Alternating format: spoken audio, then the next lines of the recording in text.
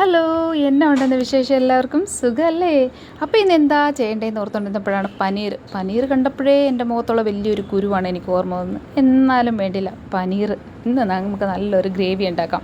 അതിനായിട്ട് 3 നല്ല പഴുത്ത തക്കാളി, 2 ടീസ്പൂൺ കാശ്മീരി മുളക് പൊടി, 1 ടീസ്പൂൺ സാദാ മുളക് പൊടി, ഒരു 1/2 ടീസ്പൂൺ ഗരം മസാലപ്പൊടി, ഒരു ചെറിയ ജീരകം, പിന്നെ ഒരു 4-5 അണ്ടിപ്പരിപ്പ്, പിന്നെ ആവശ്യത്തിന് ഒരു 2-3 ടീസ്പൂൺ നിങ്ങളുടെ പുളിക്കനുസരിച്ചുള്ള തൈര്, അതും കൂടി ഇട്ടിട്ട് നന്നായിട്ടൊന്ന് അരച്ച് മാറ്റി വെച്ചു. എന്നിട്ട് പെട്ടെന്ന് തന്നെ ഒരു ചട്ടി അടുപ്പത്ത് വെച്ച് എണ്ണ ഒഴിച്ചിട്ട്, കടുകൊന്നും പൊട്ടിക്കേണ്ട കേട്ടോ അതിൻ്റെ അകത്തോട്ട് കുറച്ച് മഞ്ഞൾപ്പൊടി ഇട്ട്, കുറച്ച് കസൂരി മേത്തി ഉണ്ടെങ്കിൽ മാത്രം, ഇല്ലെങ്കിലും മല്ലിയില വല്ലതും ഇട്ടോ.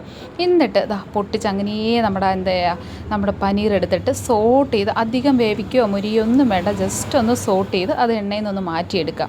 അതേ എണ്ണ കളയല്ലേ, അതേ എണ്ണയിൽ തന്നെ കുറച്ചും കൂടെ എണ്ണ ഒഴിച്ചിട്ട് അതിലോട്ടോട്ട് കുറച്ച് ചെറിയ ജീരകം, പിന്നെ പട്ട ഗ്രാമ്പൂ ഒക്കെ ഉണ്ടെങ്കിൽ എല്ലാം തട്ടിക്കോട്ടെ. എൻ്റെ കയ്യിൽ പട്ട തീർന്നു പോയി, അതുകൊണ്ട് ഞാൻ ഉള്ള സ്പൈസസൊക്കെ അതിൻ്റെ അകത്തോട്ട് ഇടുന്നുണ്ട്. എന്നിട്ട് ഒരു 2 സവോള ചെറുതായിട്ട് അരിഞ്ഞത് അതും കൂടെ എടുത്തിട്ട് ഉപ്പും കൂടെ ഇട്ട് നന്നായിട്ടൊന്ന് വഴറ്റിയെടുക്കണം. അത് വഴണ്ട് വന്നതിന് ശേഷം നമ്മൾ ഇവിടെ വെച്ചിരിക്കുന്ന നമ്മുടെ അരപ്പും കൂടെ എടുത്ത് നന്നായിട്ടൊന്ന് പച്ചമണം പോകുന്നത് വരെ അടച്ച് വെച്ച് ഒന്ന് എണ്ണയൊക്കെ നന്നായിട്ട് തെളിഞ്ഞ് വരണം. ആ സമയത്ത് ഉപ്പ് കുറച്ചും കൂടെ ഇട്ടോ കേട്ടോ.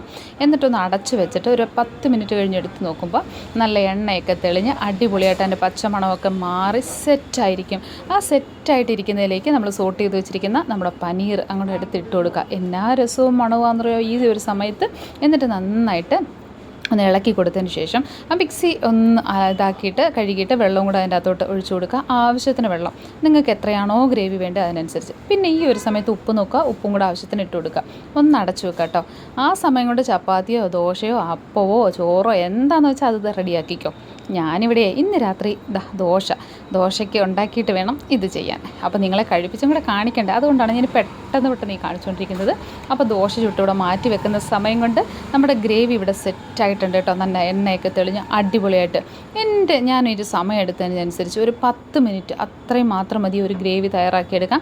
വേറെ ബട്ടറോ അതോ ഇതോ ഒന്നും വേണ്ട കേട്ടോ. സൂപ്പറായിട്ട് റെഡിയാക്കി എടുക്കാൻ പറ്റുന്ന അടിപൊളിയായിട്ടുള്ള ഒരു പനീർ ഗ്രേവി. തീർച്ചയായിട്ടും നിങ്ങളിത് ചെയ്ത് നോക്കണം. നിങ്ങൾക്ക് തീർച്ചയായിട്ടും ഇഷ്ടപ്പെടും.